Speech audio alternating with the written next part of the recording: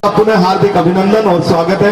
इसके साथ साथ जहां तक इस मंच की आवाज आ रही है, सभी लोगों को हम चाहते हैं कि जो जहां पर भी है, यहाँ के जो फनकार, जो कलाकार, कलमकार हैं, उनके विचारों को आप सुने। आइए इसी कड़ी में, इसी गुलदस्ते के एक और फूल को लेकर मैं आपके सामने हाजिर हूँ। आइए मुलाकात कराता हूँ उस कलम के धनी जो मुक्तक की शैली में लिखते हैं, जो दोहा लिखते हैं, जो भी शायद हमारे बीच में सतविंदर राणा जी हैं। मैं चाहूंगा एक बार जोरदार तालियों से उनका स्वागत, ताली आपकी भरपूर होने चाहिए। सर अभिनंदन और स्वागत है मंच पर।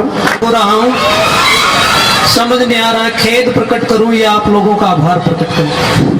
दोनों प्रकट जब प्रकट हो ही गए हैं सर, तो कुछ तो प्रकट होना चाहिए। एक बार पुनः सबको नमन।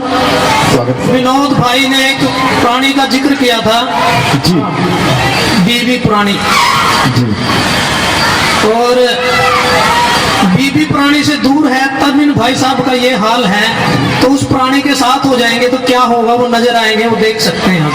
बिल्कुल बढ़िया बात।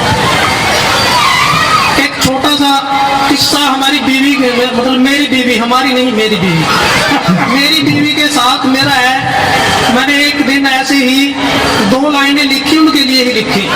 जी, स्वागत है। पुण्य का कार्य है।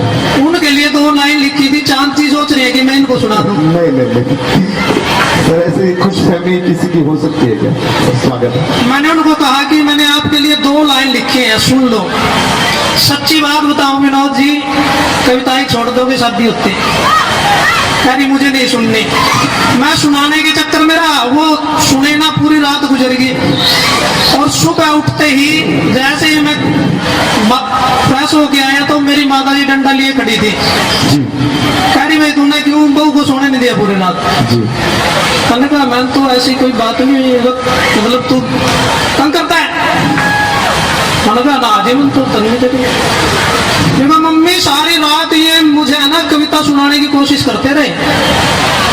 फिर मैंने कहा था ना कौन सा सुन ली थी। लेकिन यहाँ बड़े डेट की बात है कि आप लोग फिर भी सुन रहे हो। नहीं, बिल्कुल सही है सत्येंद्र जी, आपका इसलिए एक बार तालियां मैं आप लोगों के लिए चाहता हूँ कि आप लोग तालियां बजाएं, नहीं तो हम लोगों को कौन सुनने वाला मिलता है। सत्येंद्र जी एक बात कहते हैं कि जीवन में गर्लफ्रेंड मेले की तरह आती है और बीवी जो है वो झमेले की तरह आती है। जीवन में गर्लफ्रेंड मेले की तरह आती है, बीवी झमेले की तरह आती है, पर गर्लफ्रेंड कभी भी छोड़कर भाग सकती है। बीवी ही है जो सारी उम्र जिम्मेदारियां निभाती है। तो उन बहनों के लिए, माताओं के लिए, उन बीवियों के लिए तालियां तो बनती हैं। बिल्कुल बिल्कुल बिल्कुल है ना, क्या आप तो उनसे पूछ। और मैं सम्मान करता हूँ एक गृहिणी के रूप में उनका कि वो मेरे परिवार को, सबको ऐसे संभालती हैं जैसा उन्होंने कहा है। स्वागत है सर। लेकिन ऐसी मीठी तकरार हमारी चलती रहे तो कोई रिकॉर्ड कर रहा हो तक ना पहुंच जाए। एक युवा कवि के लिए ही कुछ पंक्तियां हैं कि आंखों से ही इश्क निभाया जाता है। क्या बात, आंखों से ही इश्क निभाया जाता है। आंखों से जो इश्क निभाया जाता है उसमें अक्सर धोखा खाया जाता है।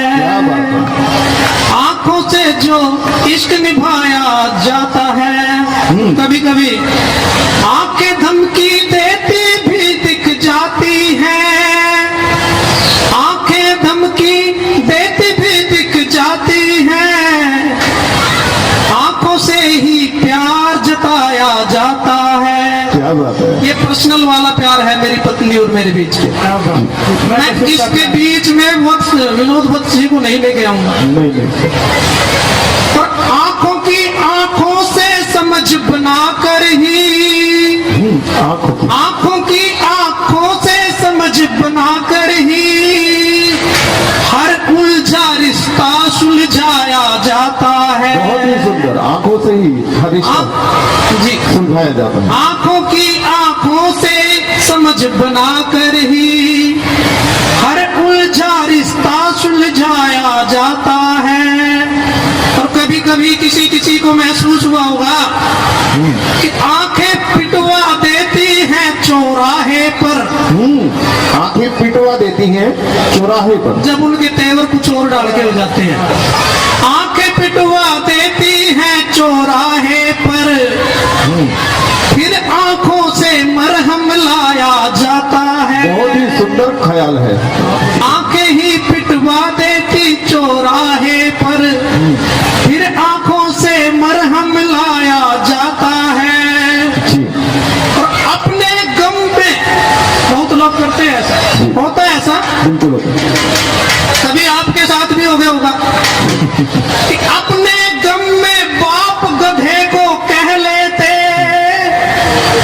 अपने गम में बाप गधे को कह लेते, कोई पप्पू पास कराया जाता है। क्या बात है, बहुत खूब। कोई पप्पू पास कराया जाता है। बहुत बड़ी उपमा, बहुत बड़ा विशेषण है पप्पू, किन्हीं महानुभाव को समर्पित है। और बाल धूप में पके नहीं हैं ये कहकर, क्या बात है। बाल धूप में पके नहीं हैं ये कहकर औरों पर कुछ रोब जमाया जाता है। आंखों से जो इश्क निभाया जाता है, उसमें अक्सर धोखा खाया जाता है। आप लोगों ने इतने ध्यान से सुना, बहुत बहुत धन्यवाद।